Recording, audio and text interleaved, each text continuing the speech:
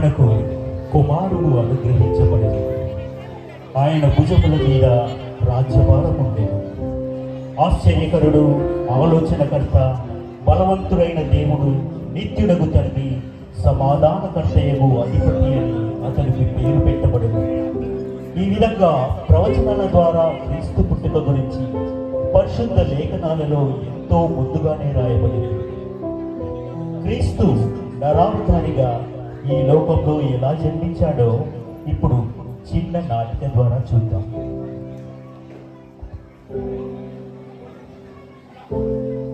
ఈమె కన్య అయిన మరియా, గలిలయలోని నజరేతను ఊరికి చెందినది.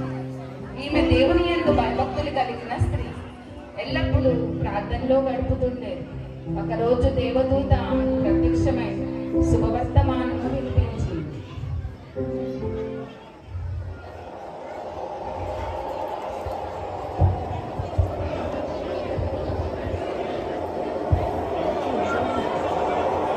మరియా, మరియా, మరియా, భయపడకుము, దయాప్రాప్తురాల, నీకు శుభము. ప్రభువు నీకు తోడై ఉన్నాడు. నీవు దేవుని వలన కృప పొందితివి. నీవు గర్భము ధరించి కుమారుని కని ఆయనకు యేసు అని పేరు పెట్టుదువు. ఆయన గొప్పవాడై సర్వోన్నతుని కుమారుడు అనబడును. నేను పురుషుని ఎరుగని దానిని, ఇది ఎలాగూ సంభవము? పరిశుద్ధాత్మ నీ మీదికి వచ్చును, సర్వోన్నతుని శక్తి నిన్ను కమ్ముకొను. కనుక పుట్టబో శిశువు పరిశుద్ధుడై దేవుని కుమారుడు అనబడును. చిత్తం ప్రభువు దాసురాలను, నీ మాట చొప్పున జరుగునుగాక.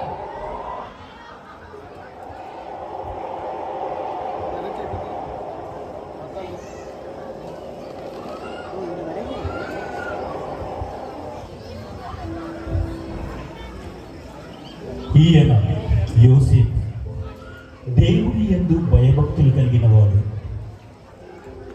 నీతిమంతుడు. మరియు మరియ గర్భము ధరించినదని తెలిసి ఆమెను అవమానపరచినొల్లక ఆమెను రహస్యంగా విడనాడతలంచెను.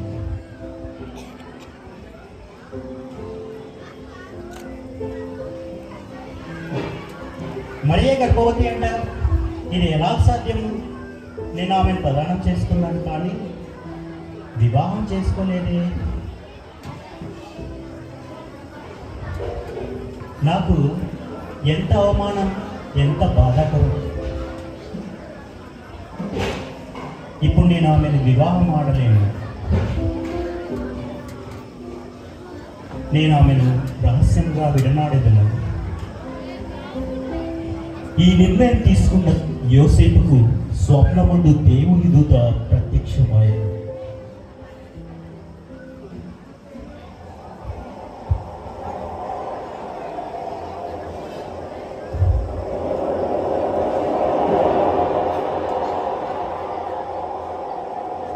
దావీదు కుమారుడైన యోసేపు, నీ భార్య అయిన మరియను చేర్చుకొనుటకు భయపడుకును. ఆమె గర్భము ధరించినది పరిశుద్ధాత్మ వలన మాత్రమే కలిగినది. ఆమె ఒక కుమారుని కనును. తన ప్రజలను వారి పాపముల నుండి ఆయనే రక్షించును. ఆయనకు యేసు అని పేరు పెట్టుదువు. నీవు ఆమెను విడనాడకును. అయ్యో, ఎంత పని అయిపోయింది! అయ్యో, ఎంత పని అయిపోయింది! దేవుని ఆజ్ఞను నేను పాటిస్తాను. మరియు మరియ పరిశుద్ధాత్మ వలన గర్భం ధరించింది. నేను ఆమెను వివాహం చేసుకుంటాను.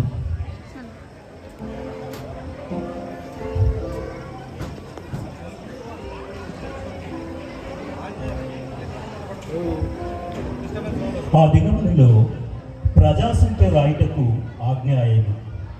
కైసరు ఆజ్ఞ ప్రకారం ప్రజలంతా ప్రజాసంఖ్యలో చేర్చబడుటకు వారి వారి స్వస్థలాలకు తరలి వెళ్ళారు. నిండు గర్భవతి అయిన మరియను తీసుకుని యోసేపు కూడా బెత్లెహేమునకు పయనమయ్యారు.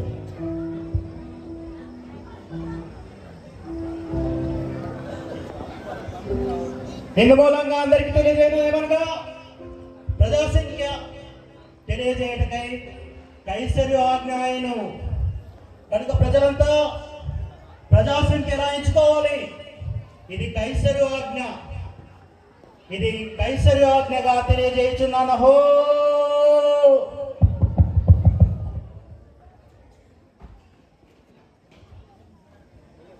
పట్టణములలోని సత్రములన్నీ నిండి ఉండచ చేత వారు నివాస గృహములలో ఆశ్రయం పొందుటకు ప్రయత్నించారు.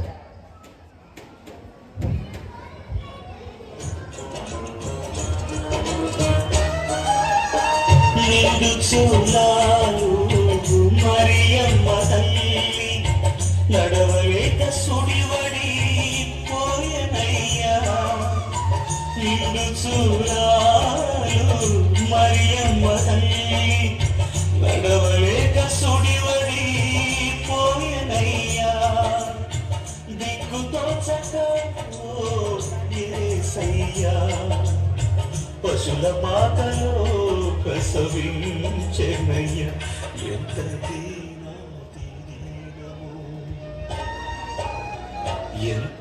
మనకు ఆశ్రయం ఏమైనా దొరుకుతుందేమో, స్థలం ఏమైనా దొరుకుతుందేమో చూసి వస్తాను. అమ్మా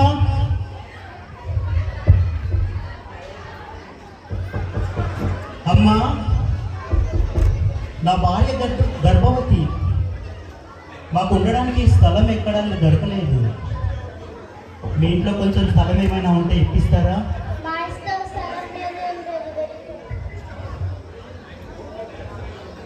అయ్యో ప్రభువా, ఇంకొక ఇంట్లో అడిగి చూస్తాను.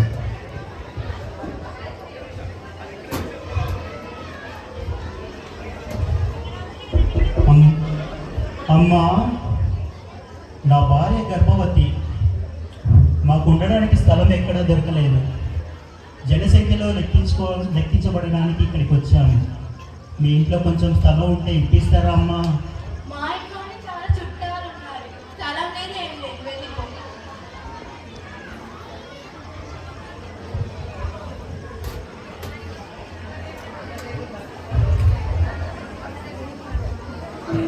అయ్యో మరియా,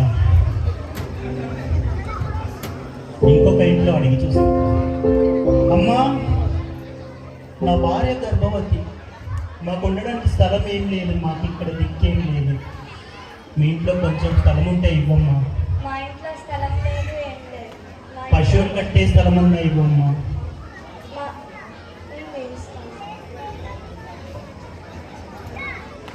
వందనాలమ్మా.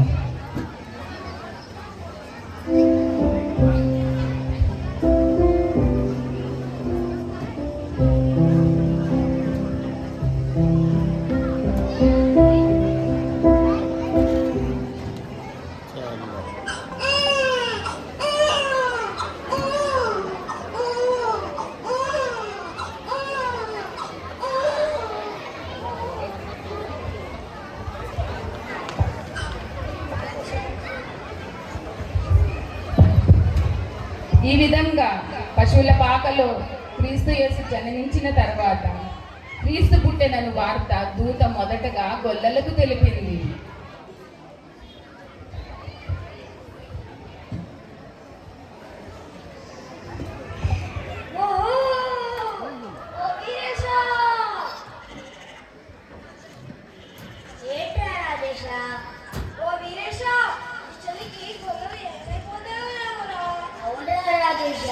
ఈ చలిలో మనకే బతకడంగా కష్టంగా ఉందిరా. ఈ చలిలో ఏమరా బాగా చలిగా ఉందిరా. రారా చలిమంట వేసుకుందాం. చలిమంట అంటున్నారు కానీ అగ్గి పెట్టేదిరా. నిన్న నీకే ఇచ్చాను కదా,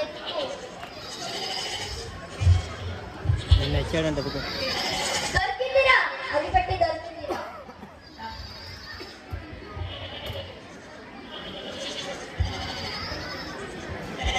చలిమంట కాసి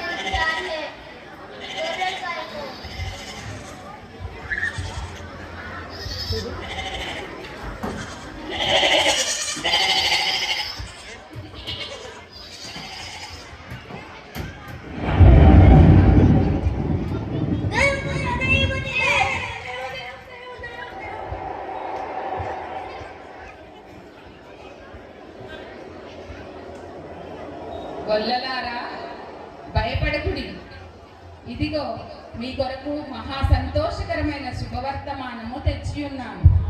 దావీదు పట్టణమందు మీ కొరకు నేడు రక్షకుడు జన్మించి ఉన్నాడు.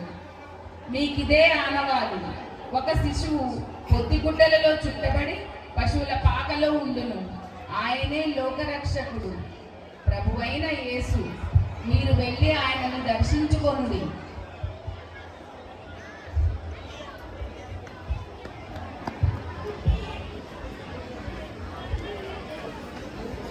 రారా మల్లన్న, మనం దర్శించుకుందాం పదండి. ఓ వీరేశ, మనకు లోకరక్షణ వచ్చిందంట. పదండ్రా, పదండి.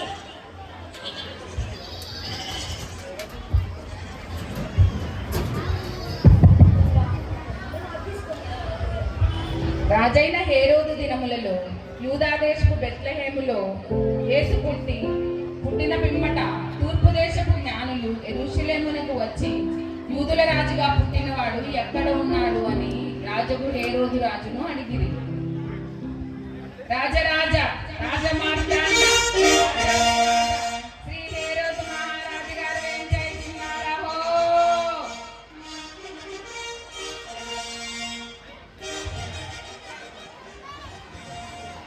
ఏమి నా అదృష్టము,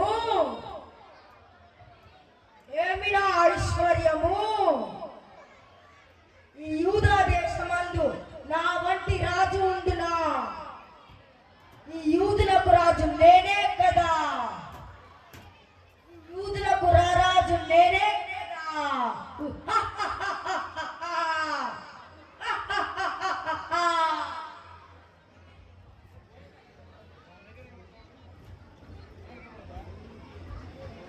ఏ రోజు మహారాజ్కి జయం జయము. తూర్పు దేశం నుంచి జ్ఞానులు మమ్మల్ని దర్శించుకోవడానికి వచ్చారు. వారిని లోనికి ప్రవేశపెట్టుము.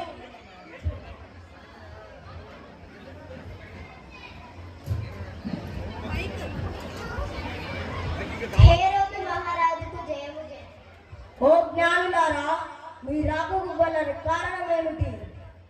యూదులకు రాజు బెత్లెహేములో పుట్టాడని అతనిని దర్శించుకోవడానికి వచ్చాము ప్రభు. ఏంటి? యూదులకు రాజా? అది మా రాజ్యంలో జన్మించుటయా? ఏమి నా అదృష్టము! అవును ప్రభు, తూర్పు దేశం నుంచి వెంబడిస్తూ జ్ఞానులకు వచ్చాము ప్రభు. అతనిని దర్శించుకొని కానుకలు సమర్పించుకోవడానికి వచ్చాము ప్రభు. అయితే మీరు వెళ్ళి ఆ బాలుని దర్శించుకొని అలాగనే మాకు కూడా తెలియజేయము, మేము కూడా అతన్ని దర్శించుకుంటాం. చిత్తం ప్రభు.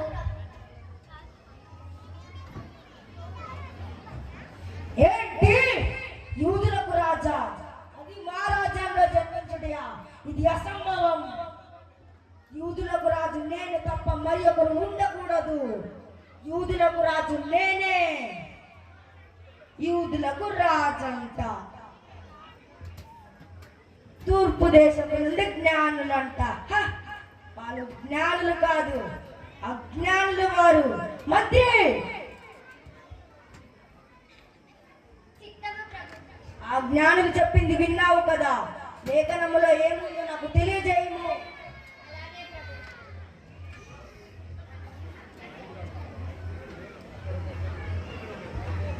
ఆ జ్ఞానులు చెప్పినది నిజమే ప్రభు. లేఖనాల ప్రకారం యూదా బెత్లెహేములో యూదులకు రాజు జన్మించాడని ఉన్నది ప్రభు. అయితే యూదా దేశమందంట్లో 2 సంవత్సరాల లోపున్న మగ శిశువుని వధించేయండి. వాడి వేడి రక్తంలో మన కత్తులను కడగండి. యూదులకు రాజు నేను తప్ప మరి ఒకరు ఉండకూడదు. ఇది జరగదు, జరగనివ్వను.